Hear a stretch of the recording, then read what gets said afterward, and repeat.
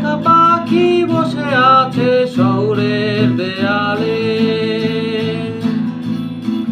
Shish দিয়ে গান গায় ধূসর খেয়ালে।